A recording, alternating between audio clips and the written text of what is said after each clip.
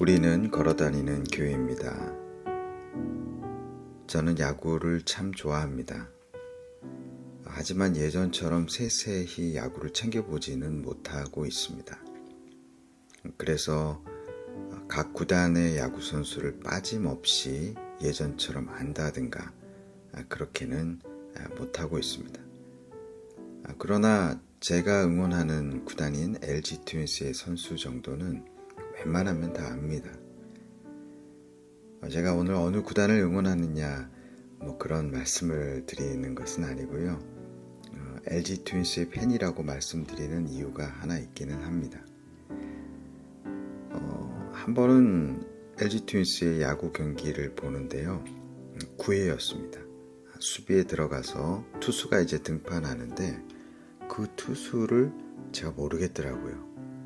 그런데 조금 해설을 들어보니까 이 날이 이 투수의 1군 데뷔 날이라고 하더라고요. 보통 9회에는 꽤 중요한 선수가 나옵니다. 이기고 있을 때는 구원 투수다 그래가지고 정말 그 잘하는 투수가 나오기도 하고요. 그래도 이름 정도는 아는 꽤 잘하는 선수들이 9회에 나오게 되죠. 그런데 이름도 모르는 그것도 1군에 데뷔하는 날인 그런 선수가 나온 것이죠. 그런데 이 상황은 점수를 보고 금방 이해가 갔습니다. 왜냐하면 LG 트윈스가 13점 차로 이기고 있더라고요. 그러니까 아웃카운트 3개만 잡으면 경기가 끝나는 것이니 이 투수가 올라와서 말로 홈런을 3개 맞고도 1점 차로 이기는 상황이에요. 전염병 투수라고 해도 그렇게 부담되는 상황은 아니었던 것입니다. 반드시 이길 것이다 이렇게 생각하는 것, 이것을 우리는 기정사실이라고 합니다. 아직 이루어지지 않았지만 당연히 그렇게 될 것이다 라고 생각하는 것, 이게 기정사실이죠. 아직 경기는 끝나지 않았지만 절대 지지는 않을 점수차 때문에 모두가 당연히 이길 것으로 생각하는 그런 상황이었던 것입니다.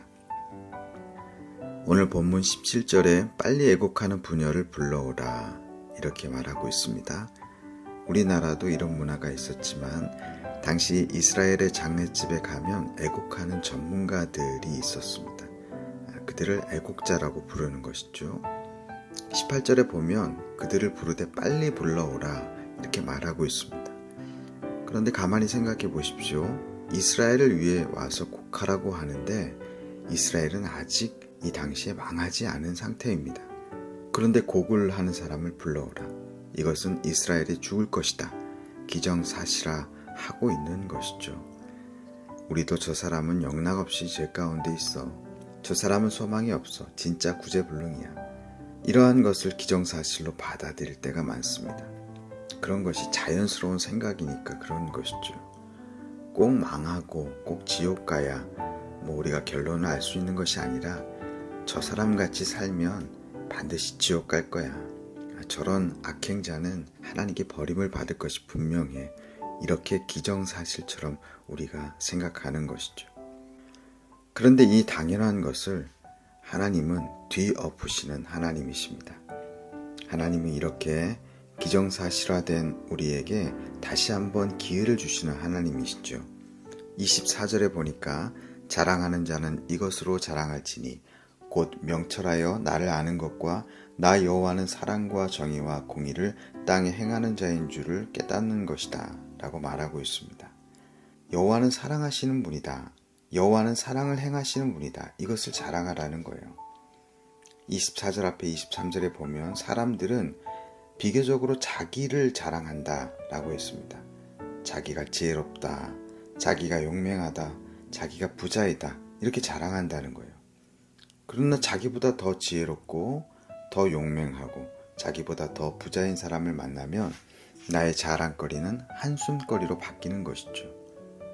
그러니 너는 그런 자기를 자랑하지 말고 하나님의 사랑 행하심을 자랑하라 그렇게 말씀하고 있습니다.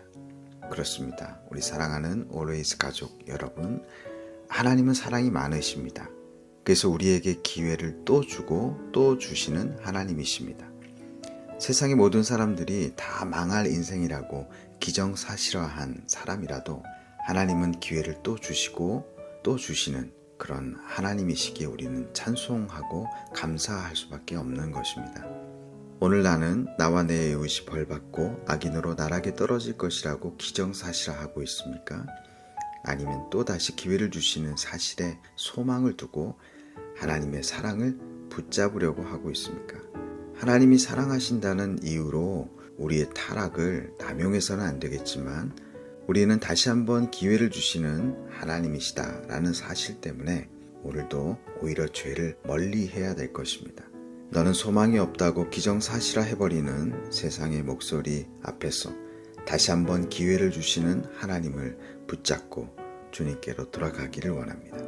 비관으로 얼룩진 오늘을 기회의 소망을 붙잡는 날로 삼으시는 우리 모든 오레이즈 가족들 되시기를 주님의 이름으로 축복합니다. 하나님 아버지, 우리는 망할 수밖에 없다고 기정사실화된 것 같은 오늘을 다시 한번 기회를 주시는 하나님을 붙잡고 소망과 함께 벌떡 일어날 수 있는 하루 될 수 있도록 은혜 더하여 주시옵소서.